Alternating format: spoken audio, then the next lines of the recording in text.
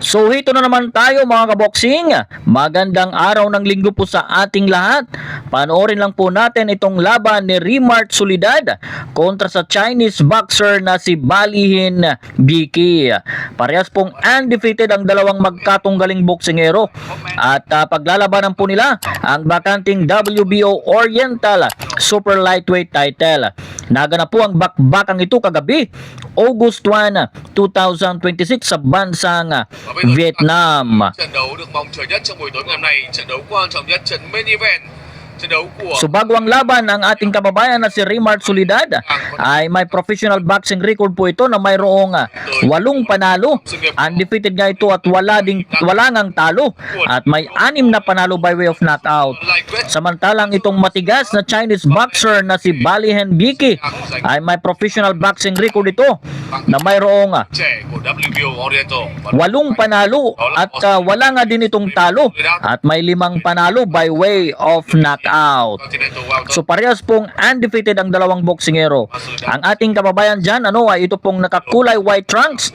At ang Chinese boxer na si Balihin Biki ay ito pong nakakulay black trunks. At ayun, tinamaan po doon si Balihin Biki. It was a good left and right punches coming from Soledad. Pero hindi po biro itong kanyang kalaban. Matigas po ito. Makailang beses ko na po itong napanood mga kaboksing. Matigas at may lakas po. Ayun, tinamaan ang ating kababayan doon. At nayan at ayun, bagsak po si Rimart Soledad. At talagang hindi po maganda ang kanyang pagkabagsak at talagang nayanig siya doon.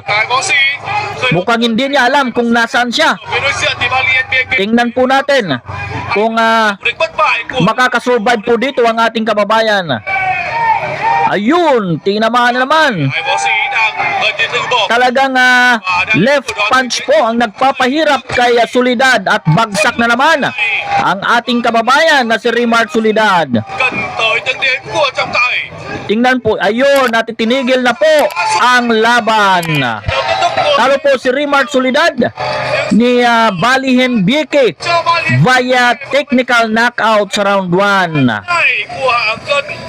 So sa mga hindi nakakaalam mga kaboksing ay tumalo na po itong si Balihin Biki ng 4 na Pinoy.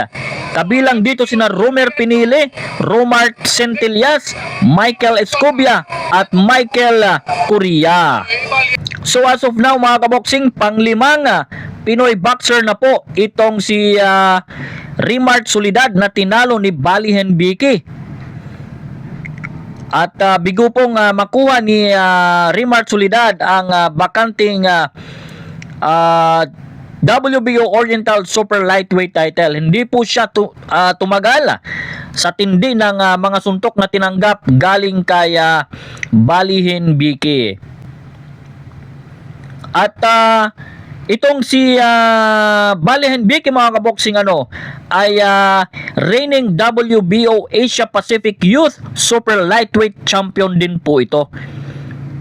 So tingnan natin mga kaboksing ang replay. Ayun tinamaan ng malakas na kanan.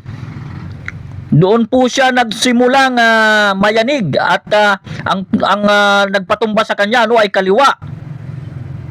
Grabe, sunod-sunod po at talagang hindi binigyan ng chance itong ating kababayan.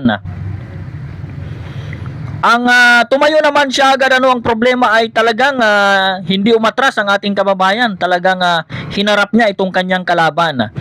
Dapat sana ay nagpa-atras-atras muna siya at nagpa-jab-jab, pero talagang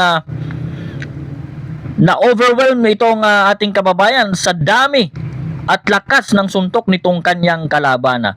So antayin na lang po natin mga kaboksing ang official announcement ng pagkapanalo ni Balihin Biki.